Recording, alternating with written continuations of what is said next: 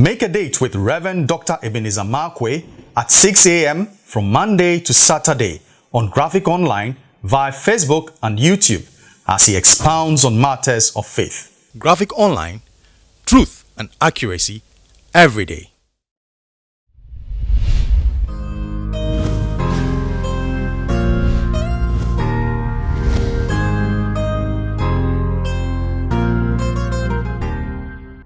My name is Rev Dr Ebenezer Markwei of Living Streams International, bringing you matters of faith through Graphic Online.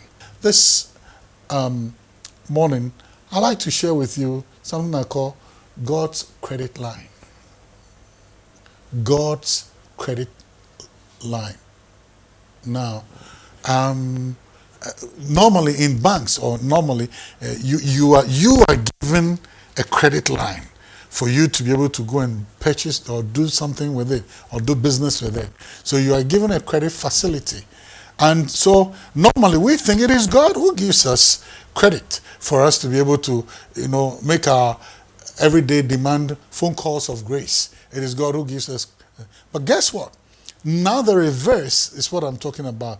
When humanity gives God credit, not give God credit in terms of praise or something, but when humanity opens a credit line for God. In the book of Luke chapter 5, in Luke chapter 5, you remember the story, especially from 3 onwards. You remember the story that Jesus goes to the lakeside called Gennesaret. And at the lakeside called Gennesaret, he meets a failed fisherman, and his name is Peter.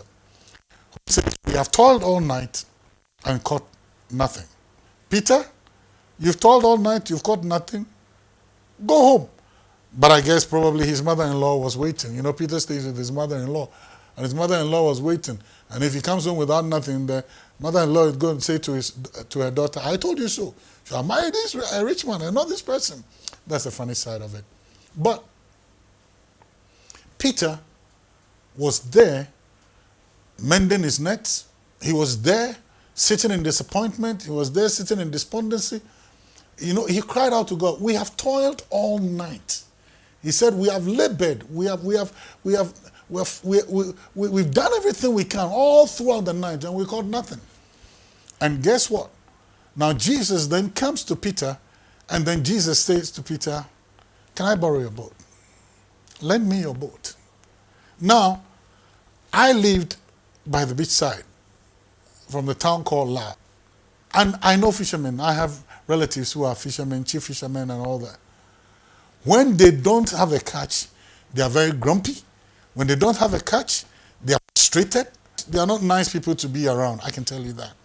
Because disappointment and sometimes, wells of hostility and all that. Because it's frustration. And that's it. Now Peter is out there mending his net and all the things, and then all of a sudden, Jesus comes to him and says, "Can I borrow your boat?" My goodness. That was a boat of failure, with nets of failure, handled by a man of failure. And he had toiled all night and caught nothing. And he's asking Jesus is asking, "Can I borrow your boat?" If I were Peter, I say, my friend, clear off. I don't want any trouble. Now, Jesus is a very successful person. He's such a powerful preacher that multitudes are following him. And you know what? Failure screams at the sight of success. What you've not been able to accomplish, when you see somebody having that, it stings you. It screams at you. So Jesus was a very successful preacher, whilst Peter was a failed fisherman. And then Jesus is asking Peter, "Give me your boat of failure." And this is, please. But when Jesus made that statement, Peter said, "Go get my boat." You know what Jesus was saying? Open a credit line for me, Peter, with your boat. And here is the most beautiful thing. When he finished preaching, now he tells Peter, "I want to pay you back. I want to say a very big thank you for what you've done. Launch out into the deep." Peter said, "There's no fish over there." He said, "You launch out." And when he launches out into the deep, he catches a great draught of fish he had never seen before. Never ever. blew his mind. He had to call for support. And the Bible said he literally knelt down and said, please, I beg you, you're too much. When Peter gave to Jesus his boat, Jesus found a way to say thank you by filling the boat with a great draught of fish. When we do things for God, when we offer things to God, when we offer up ourselves, when we offer up our talents, our treasures, the grace that is it, our gifts, when we throw it out to him, one of the things I found out about God, he will never ever allow you to stand somewhere and say, I opened the credit line for God and he failed to pay back. Whatever we give to him, he will find a way to give back to us good measure, pressed down, shaken together, and running over. So listen, offer what you have and see what he will do with what you have.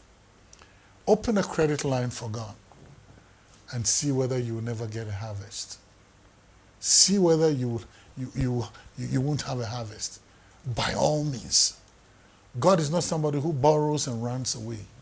If he borrows your boat, he is interested in filling your boat with a great draught of fish. So it is in your interest to give to him. Because when you give to him, he is going to give back to you good measure, pressed down, shaking together, running over. I am eternally grateful to God for offering my life to him on an altar of service. I'm eternally grateful to God. The reason, the things that he has done, the places I've been to, the things I've seen, and the blessings that I have, I can't count them all. I can tell you this for a fact. No one offers a boat to God and goes home without a great draught of fish. He's not like that. He rewards. And the rewards are not just in heaven, but here on this earth as well. Open a credit line for God and see what the returns are going to be. Your profit margin is going to be more than what you offered as credit line. God bless you and see you the next time.